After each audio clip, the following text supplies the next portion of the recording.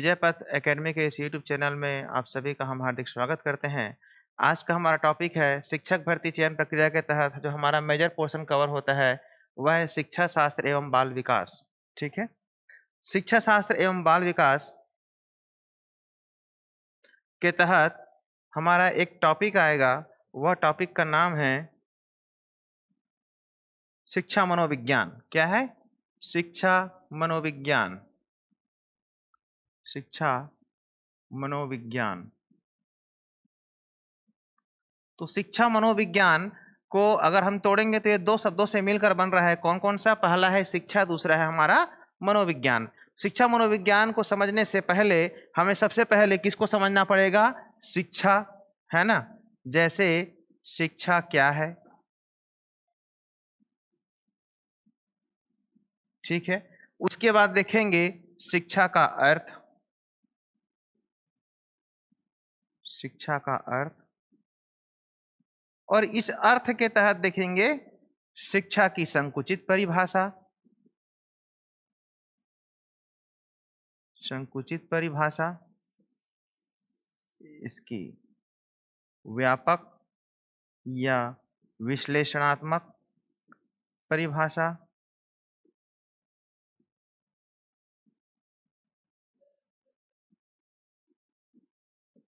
उसके बाद आगे जाएंगे देखेंगे शिक्षा का वास्तविक अर्थ क्या होता है।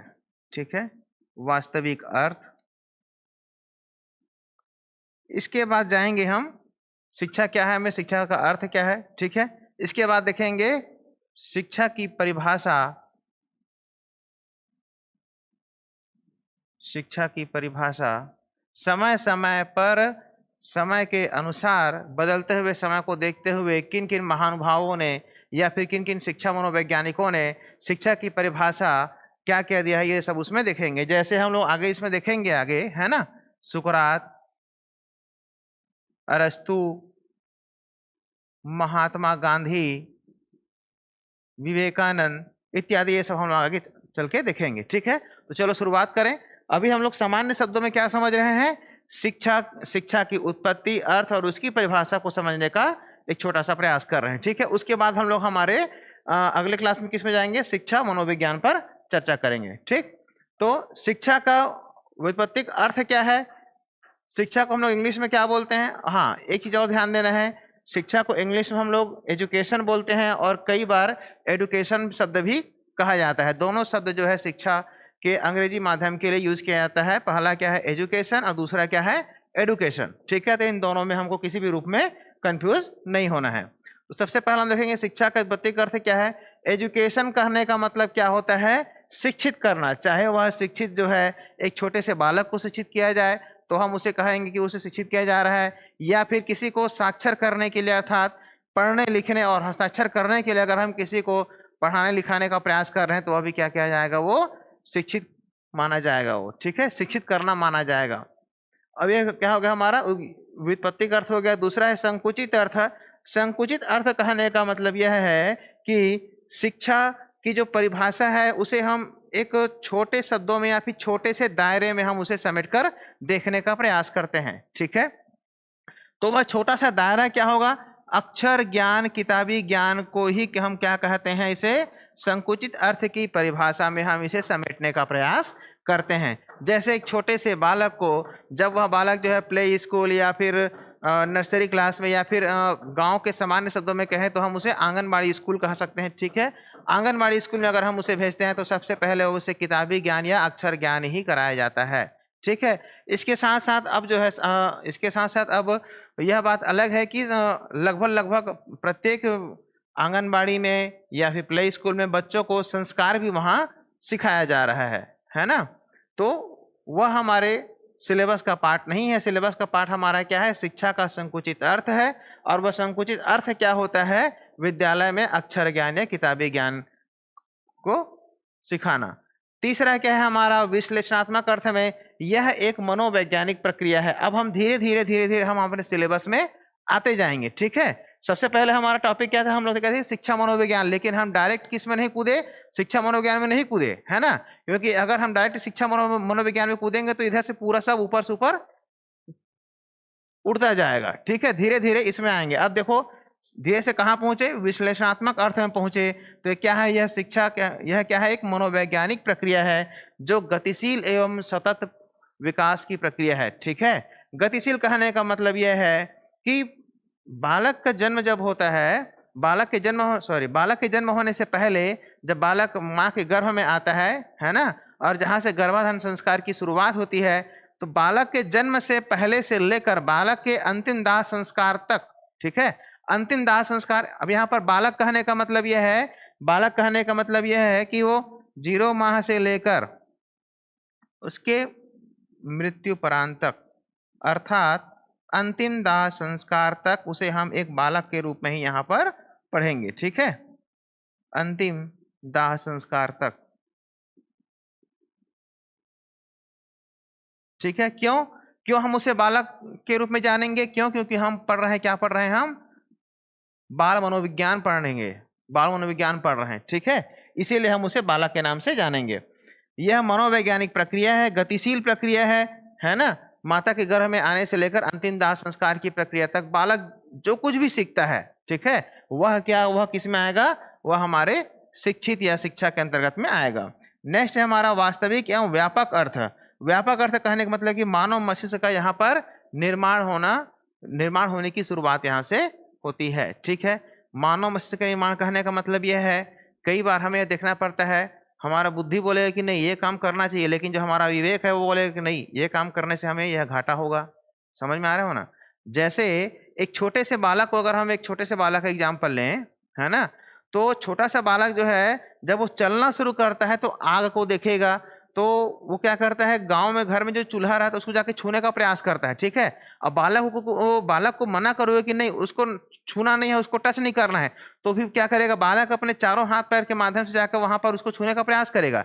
लेकिन जब बालक को एक बार ले छू करके उसको कोशिश करोगे, उसको मतलब दिखाओगे कि नहीं कि आग है, इसको नहीं छूना है करके ना, है ना, तब बालक को लगेगा हाँ ये आग है, इसको छूने से जो है आदमी जलता है करके। ठीक है, तब बालक को थोड़ा सा एहसास होता है कि नहीं ये जो लाल कलर की जो चीज दिखाई दे रही है इसको हम छुएंगे तो क्या होगा, हमें हमारे शरीर में गर्मी उत्पन्न होगी।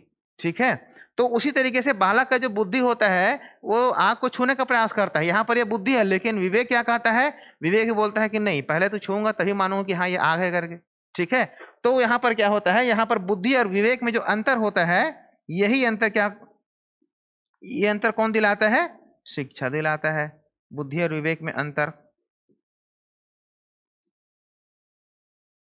ठीक है, उसी को यहाँ पर समझाने का प्रयास किया गया है। मानव मस्तिष्क का निर्माण, मानव की क्षमता और शक्ति का निर्माण, मानसिक व स्व आकलन का विकास। यहाँ पर स्व आकलन का विकास, क्या सही है और क्या गलत है, यह हमें कौन सिखाता है, यह हमें शिक्षा से सीखने को मिलता है। ठीक है, किस रास्ते में जाएंगे तो वह रास्ता हमारे लिए सही होगा और कौन सा रास्ता हमारे लिए गलत साबित हो सकता है, यह हमें कहाँ से पता चलता है, यह हमें शिक्षा से पता चलता है। ठीक, आगे बढ़े।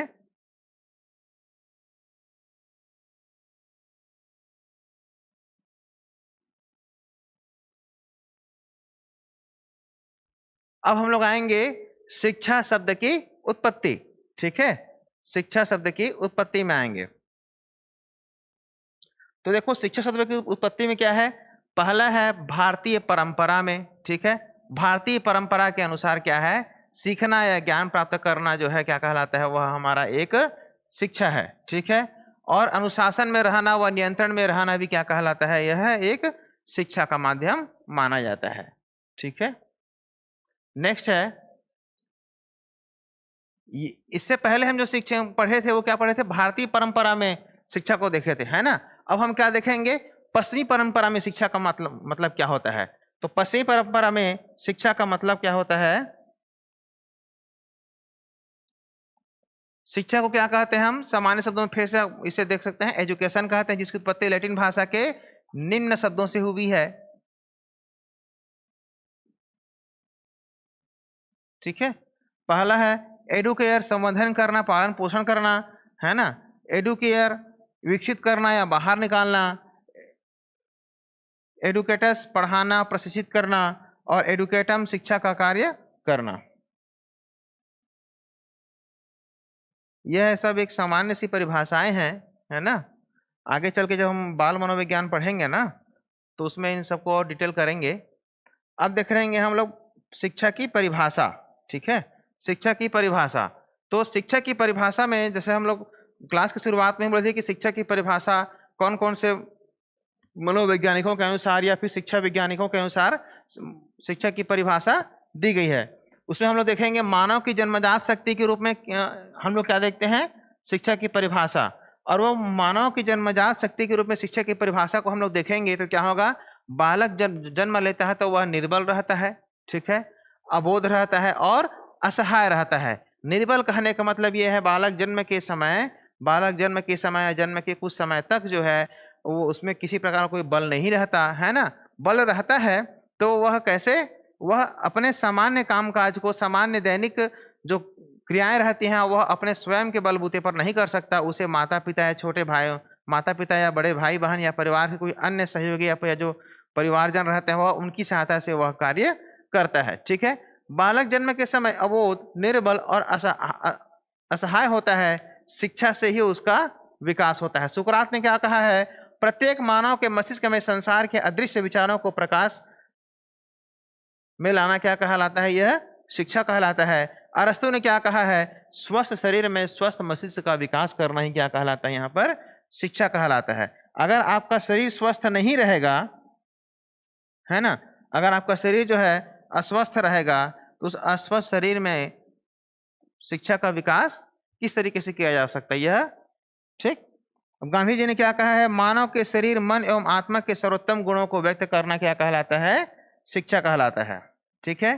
क्वेश्चन में पेपर में आ भी सकता है, एक सेंटेंस दे दिया, प्रत्येक मानव के मस्तिष्क में संसार के अदृश्य विचारों को प्रकाश में लाना शिक्षा कहलाता है। निम्नलिखित में से कथन किसके द्वारा दिया गया है, पहला दे देगा सुकरात, ए सुकरात, बी अरस्तु, सी महात्मा गांधी,